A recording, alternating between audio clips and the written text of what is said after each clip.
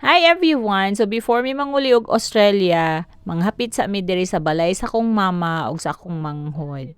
Naadi ko gipangbilin nga mga cactus diri guys, kani sila. So ang sister-in-law mahiling man pud og cactus and succulents. So sa iyahan ako sa ni gipangbilin. Napud ni siya yung mga collection sa succulents guys. Nya mao ni ang Echeveria ma, di ba? Nako ani guys, pero isa ra ka buok kay grabe ni makakuan og fungus, maka-attract og fungus Yan hipud mi diri guys kay bagong abot ang akong igsuon. Unya before mi manguli guys kay mangimpake palagi kakita ko aning daghan kay dagko nga ants diri sa fence sa balay. Karon ako kabalo mga today akong mama ug akong igsuon pud sa balay. Mangdespedida pud daw sila.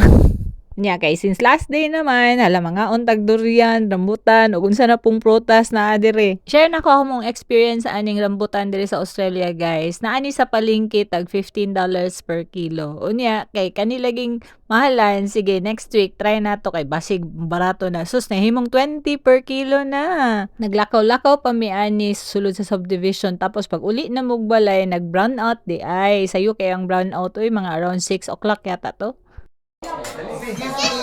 Excuse me.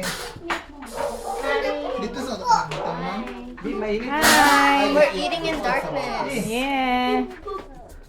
Tingala ko ani akong mga staff kay nanghiram og cellphone abi na kong mag-TikTok sila aning brand out. Naaday sila pa flowers og pa cake. Nya karon mangaon na ta ha. Wa man jud ni sa plano ning kuan oy despedida oy sila ra may nagkuan ani nagbuhat ani. Ang plano ra jud nako karong gabi una unta, manghipos lang unta og mga gamit nga dadon sa Australia, maora man unta to. Nya mao ni ilang cake guys from Purple Yam. Simple lang na siya nga cake guys, pero lami kay na. Nya aside sa kanon, nami chooks to go, duha ka buok spicy og original, nya napoy no bake mac ni Karen. Nya ang pinaka-paborito ni Mamu ang gulay nga giluto ni Karen. Sige na magbalik-balik ani Pilipinas no wala man jud mi ka experience og despedida on the last day sa amo ang kuan kanang stay diri karon lang jud nangimpake mi ani mga 9 o'clock na sa gabi tama-tama na human ang burn out dali nagimpake kay mga tulog pa baya pero pagkaugma 1 o'clock pa yun among flight. Ang among flight guys via Cebu Pacific to Manila and then from Manila to Sydney PAL. So, landing mi anig Terminal 3 and then mo transfer pa mi og Terminal 1 after. Mayo na lang on time ang mga flights karon. Unya good weather, walay bagyo. Sa una dili kay ko nagatanaw og flights basta August, September, October, November kating bagyo na. Basig masayang lang among ticket. Pero karon kay barato man ni siya nga flight, hala sige gikuha. Hey guys, you want to eat Jollibee? Yes. Jollibee na naman? Yes. Okay. Tayo pa kami ng baggage.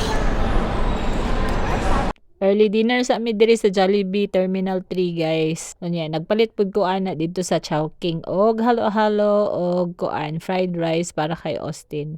Nami bad experience ani guys pagsakay na mo og taxi. Diya pa ni ingon ang driver nga 500 daw ang charge going to Terminal 1 nya. Sira daw yang metro. Nahagel tog 400. Kaduol anang Terminal 1 nya tapos inana kadako ang charge. May na lang pag-abot sa PAL kay na ITV ang among flight karon. So dili kay problema og entertain sa mga bata. Direct flight going to Sydney ni guys. Wala na ni siya layover and night flight ni guys 10 o'clock ang among boarding ani. Kung long haul pareha ani nga 8 hours ang flight. Ang PAL nagahatag sila og pillows, blankets, nya mao day ni ang among first meal. Naay option either chicken or fish.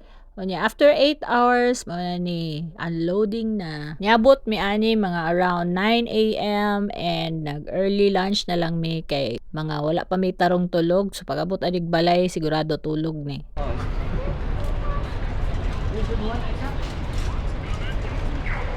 Public pickup.